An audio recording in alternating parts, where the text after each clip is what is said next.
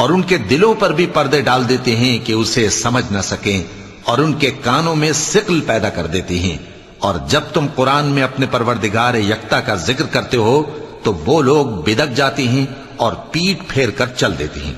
یہ لوگ جب تمہاری طرف کان لگاتے ہیں تو جس نیت سے یہ سنتے ہیں ہم اسے خوب جانتے ہیں، اور جب یہ سرگوشیاں کرتے ہیں، یعنی جب ظالم کہتے ہیں کہ تم تو ایک ایسے شخص کی پیروی کرتے ہو جس پر جادو کیا گیا ہے، دیکھو انہوں نے کس کس طرح کی تمہارے بارے میں باتیں بنائی ہیں، سو یہ گمراہ ہو رہے ہیں اور رستہ نہیں پا سکتے۔ اور کہتے ہیں کہ جب ہم مر کر بوسیدہ ہڈیاں اور چور چور ہو جائیں گے تو کیا اثر نو پیدا ہو کر اٹھیں گے؟ کہہ دو کہ خواہ تم پتھر ہو جاؤ یا لوہا یا کوئی اور چیز جو تمہارے نزدیک پتھر اور لوہے سے بھی زیادہ سخت ہو، جھٹ کہیں گے کہ بھلا ہمیں دوبارہ کون جلائے گا؟